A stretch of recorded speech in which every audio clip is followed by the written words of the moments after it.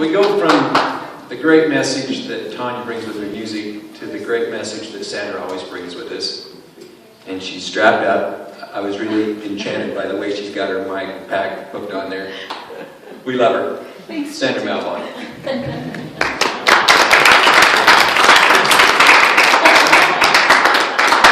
Yeah, Tim helped me strap it on. So. All right, so today,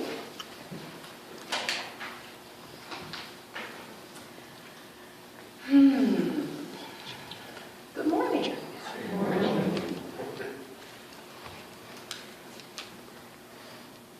A month ago, several of us were at our strategic planning retreat with Reverend Marty Bacher. And he reminded me of something that I learned about 3 decades ago. He made a distinction between truth and facts. Truth and facts.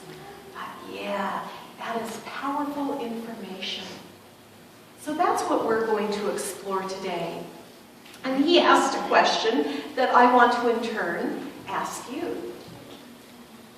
Is it not true that the facts will set us free? No, the truth will set us free. Ah! That's right. It's not the facts that will set us free. It is the truth that will set us free. So, we're going to look at that. And the truth then is that we, as children of God, are created in the image and the likeness of God. And we share the attributes of God. And that is, we are spiritual beings. And we are love. And we are abundance. What else are we? We are creators, or we are co-creators, right, with God. We are joy. We are joy. Energy. And Pure energy. Yes, we are all of that. What, Polly? Light. Light. We are all of that. And yet, a lot of us, when we look at our lives here, we see the facts. And the facts say, I'm not abundant. Whoa. I'm not whole. I'm sick. I'm poor. I'm unhappy. I'm not a light in the world. Or something like that, right? There are the facts. Between the truth and the facts, sandwiched between the truth and the facts, is the field of all possibility. Do you know what that field is? It's consciousness. It's consciousness. So in each of our fields of possibility, through our consciousness, from truth comes the facts that we are living day in and day out. So I'm going to ask you, this is what we're going to look at. What is the soil in our field? So I'm going to tell you a parable that Jesus told. A farmer went out into his field to plant seed of grain. And as he was walking back and forth down the rows, he was scattering his seed, and some of the seed fell by the wayside. And the birds would swoop down and eat that seed. And some of the seed fell upon the rocky soil. And because the soil was shallow, it grew fast. However, in the heat of the midday, it withered and died.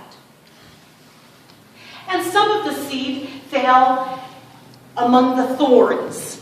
And the tender little shoots came up, but then they were crowded out, and they died. And some of the seed, well, it fell where it was intended to fall, in the rich, moist soil. And the shoots grew into healthy plants, and they yielded even more seed than what the farmer had brought to plant. And Jesus, as he completed this parable, he said, "Those of you with ears to hear, hear this." And his disciples, they looked at each other. They looked back at Jesus and went, "Huh?" And so Jesus gave the interpretation of the parable. He said, the seeds that fall by the wayside. Well, they represent the people who hear the truth, hear the message, but they don't do anything with it. They don't like it on They Facebook. may or may not like it, but even if they like it, they don't do anything with it. So an example of that might be after Sunday service, for instance. You hear a message and you get into your car, and as soon as you drive out of the church parking lot, something happens. Maybe the message was about love, light, those good things that we talk about on Sunday morning, forgiveness, etc. But as soon as your car leaves that parking lot, somebody does something, right? And whoop, there goes the message out the door. Now, I know that no one in here does that, right? Especially not me.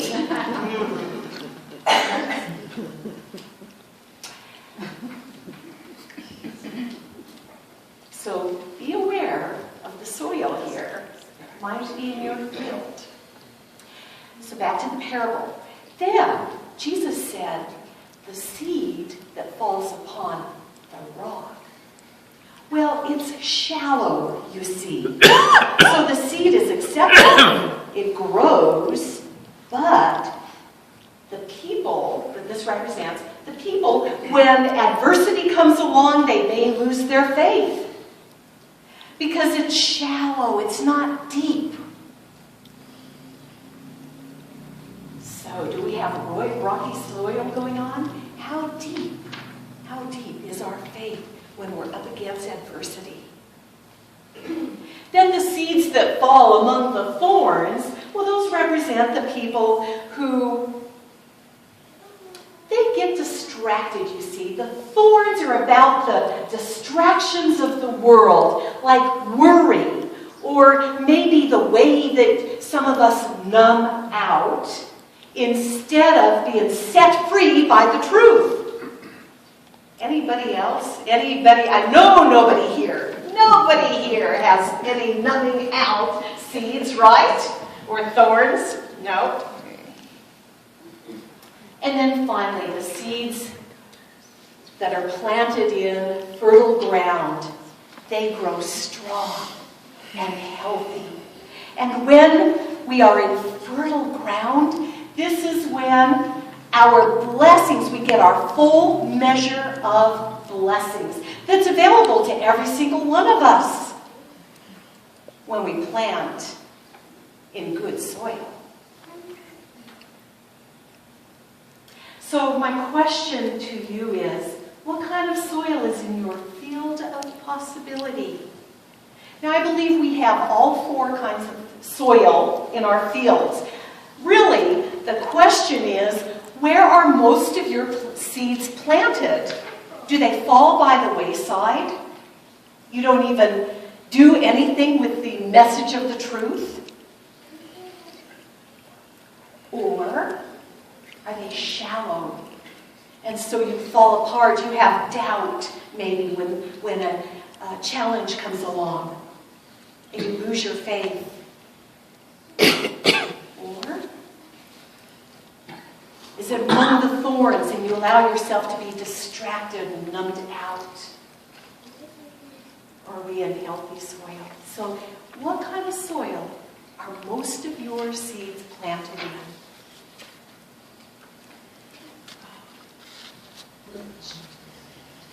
So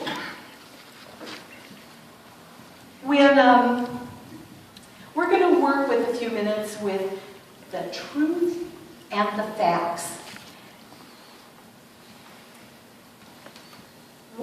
I want you to consider for a moment what you have too little of. What do you have too little of? Because these are the facts, right, for most of us. Or it might be too much of something. But a lot of us think that we don't have enough money. We don't have enough youth. We don't have enough health. We don't have enough. Or we might have too much grief, right? Whichever way you look at it, get something in mind that you're challenged with. Now, I'm going to use the example of money. I know even wealthy people who think that they don't have enough. So we're going to go ahead and because a large percentage of the world struggle with that particular thing, we're going to use that as an example. And this morning, I'm going to take you through a prayer treatment. So you ready for that? Awesome. Good. Everybody have something in mind? So while I talk about the money issue, you substitute it with whatever your issue is. Whether it's a job or, I know a lot of people right now are challenged with unemployment. And is Susan Stacy here? She got her job finally after months. No, Woo-hoo! she lost it. What? Okay, well, we'll bless her. Yes, we will. We'll bless her. Because she broke her shoulder, you know. I know. Okay. We will hold her in prayer. We will hold her in this process as we go through it, okay? The first thing you need to do is to be aware that you have a challenge. Because if your head is in the sand and you deny the challenge, then guess what? You don't deal with it, right? So we want to deal with it. So go ahead and in your mind state your challenge. So I will say, I don't have enough money to meet my expenses this month. And I'm worried about that. So what I need is more money to meet my expenses. Okay? And I'd also like some extra money so that not only are my immediate needs met, but also I have extra so that I can do, well, extra. And that's a cool thing to do, right? Yeah. So now, what do you want to experience? What do you want to experience? So, with money, I want so I'm going to state this in the positive as though it is now. My financial needs are met here and now with enough abundance to spare and share. My financial needs are met here and now with enough substance to spare and share. This is the truth, right? Even though the facts seem to indicate differently. The truth is, my financial needs are met here and now with enough substance to spare and share. So say this with me. Ready? My financial needs are met here and now with enough substance to spare and share.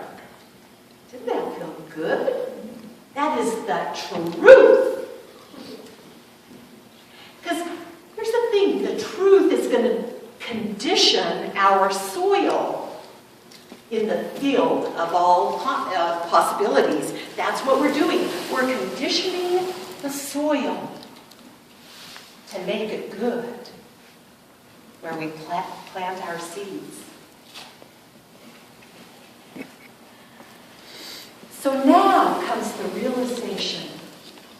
realization of the absolute truth.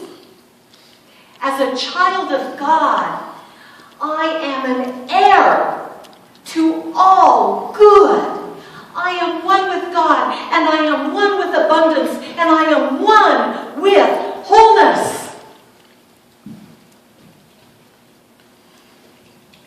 As a child of God, I am an heir to all good. Remember when Myrtle Fillmore first heard those words, as a child of God, you do not inherit illness? And she took that to heart, and within 2 years, she healed herself of tuberculosis.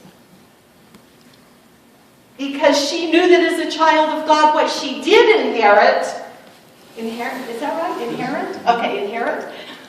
What she did inherit was wholeness, wellness, completeness, abundance of health. She was one with well-being. And as children of God, so are we. We have that realization.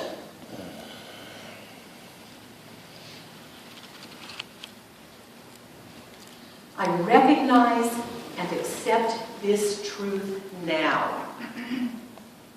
I recognize and accept this truth right now and allow it to unfold into my daily experience.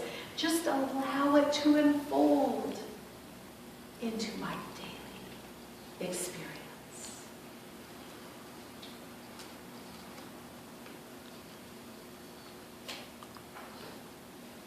And now for Thanksgiving. I am so grateful, so very grateful for all the ways that I am truly blessed. I am grateful for this truth, and I experience it in all of my affairs. And now I release the spoken word, knowing that it creates. It creates. And I am creating abundantly with my word. And I know and allow this to be so. And with confidence, I let go and let God work through my affairs. The activity is of God. I allow it to work through me now. And this is so.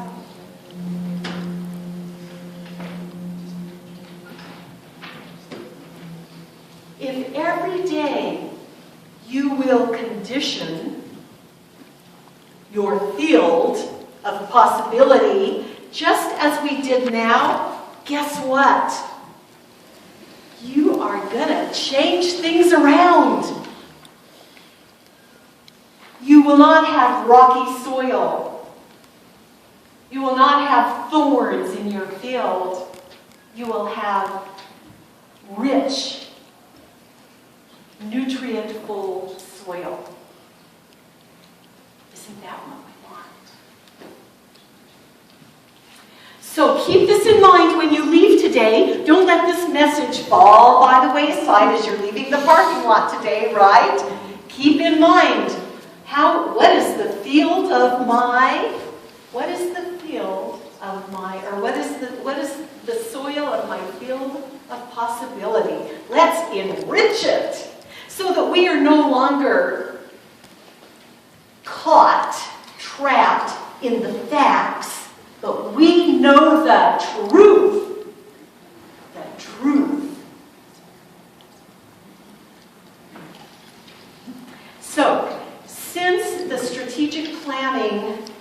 retreat, those who attended came up with 5 priorities for our church. And from those priorities, we are going to be setting goals and strategies that we'll be working with for about a year, say. Okay? And to achieve our goals, we're not only going to be looking at truth, but we have to address the facts. And because we are good stewards of our resources, one of the facts that we get to look at is our expenses exceed our income. But you know what? This gives us an opportunity, doesn't it?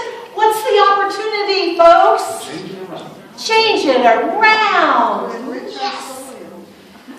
Pardon, Char? Enrich the soil with unlimited possibilities. Enrich the soil with unlimited possibilities. Absolutely. So that's what we get to look at. We get to make a plan, and at the same time, we get to use truth principles. So what we're going to do is we're going to call on all of you to help us pray and vision exactly what we want to move this little unity of Salt Lake forward. Isn't that exciting? Yes. This is going to be fun. Do you accept the challenge? Yes, I love the opportunity, don't you? So, on May 19th, I think that's 2 Sundays from now, we are going to have a town hall meeting, and we're going to explain everything that we learned at the retreat and the goals that the board is coming up with as a result of those of you who came up with the, what were they called? The 5 objectives, yes. We're going to share that with you, and we're going to ask you to participate with us. Are you ready to take it on? You ready to take it on? Yes! Awesome! Look at, we're a small little church, but you know what? We are mighty because we live in truth principles. The word is power. Yes! We are empowered. Does that mean we have to come in our Power Ranger outfits? We can come in our Power Ranger. Or we can come in our light suits. Wear your light suits. So, to conclude, does everybody have the bulletin? I want to invite you to take your bulletin, because we're going to read our affirmation together. Okay? I forgot to ask Tim to have it ready to project. My apologies. Does anybody need a bulletin? Could Joanne put your hands up?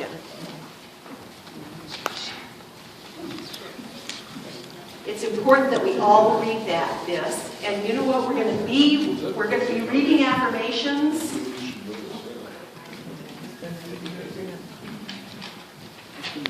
Okay, Joanne's getting more.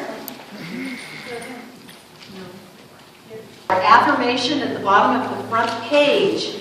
Ready?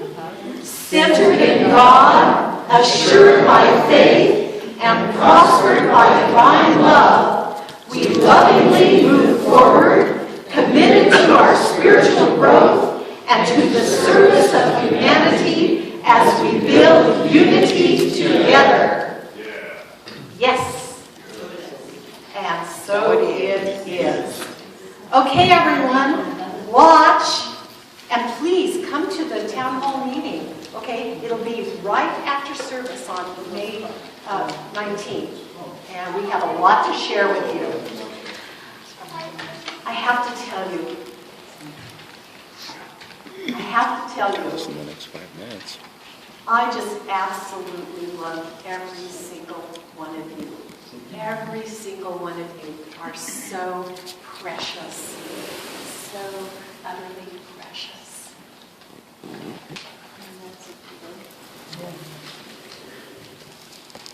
Namaste. Namaste. Namaste.